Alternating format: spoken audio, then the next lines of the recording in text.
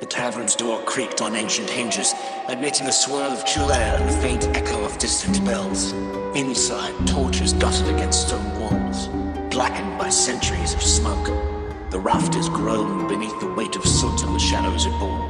A haze of ale and sweat clung to every corner, singing the nostrils and coating the tongue with its bitter tang. At a battered oaken table starred by time and blade cuts, 3 figures leaned close, faces half hidden by hoods and the flicker of torchlight. Their laughter, rough and braying, filled the rafters like battle horns. Tankards trembled on the boards as one slammed his fist, sending froth skimming to the floorboards. Another spat out a curse, voice raw from 2 men.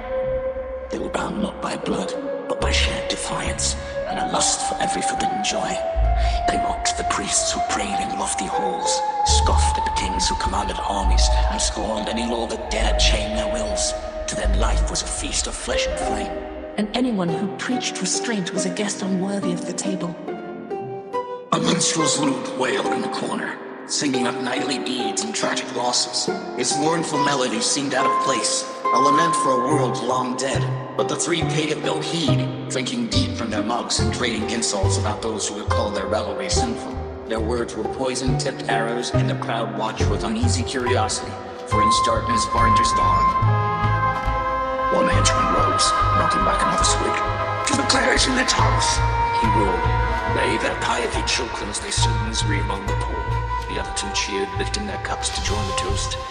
A chorus of grunts and curses answered them, sealing the vow.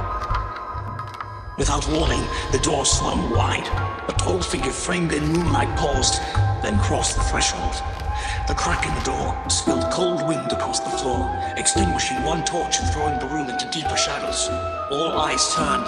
No one spoke, even the lute fell silent. An old man stepped forward, robes trailing like mist. His back was as crooked as a scythe blade, his skin a parchment of age. He carried no weapon, but his presence commanded a hush more absolute than a king's decree.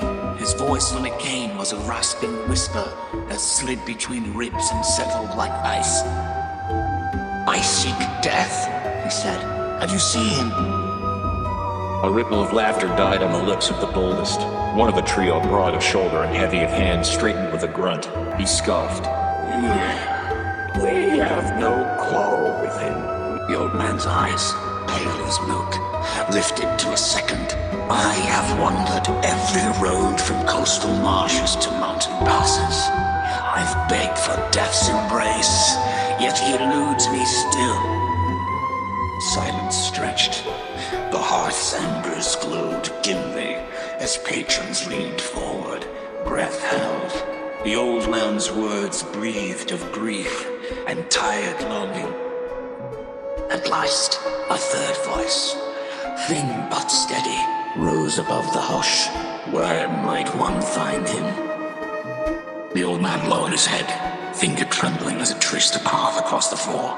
Under the ancient oak, he murmured, just beyond the mill by the river, where roots twist like serpents. There he waits, or so I have been told. With that, he turned and shuffled away, disappearing into the night as ghosts slipped through walls. For a heartbeat, no one moved.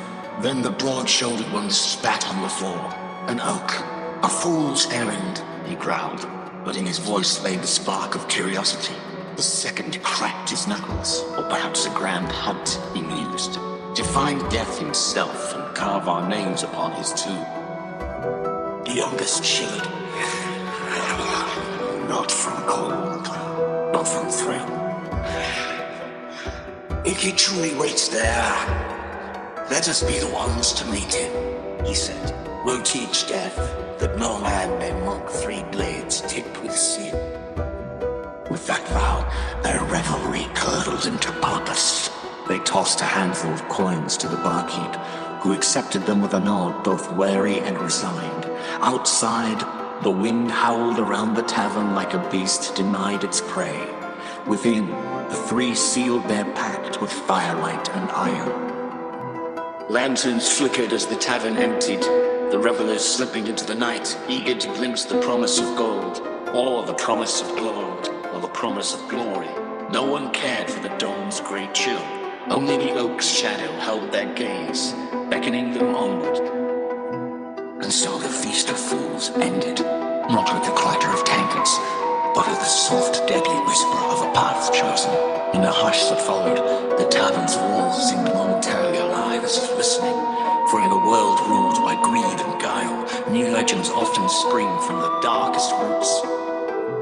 Beneath that ancient oak, fate would lay its snare. But here, in the hush before dawn, the three fledglings of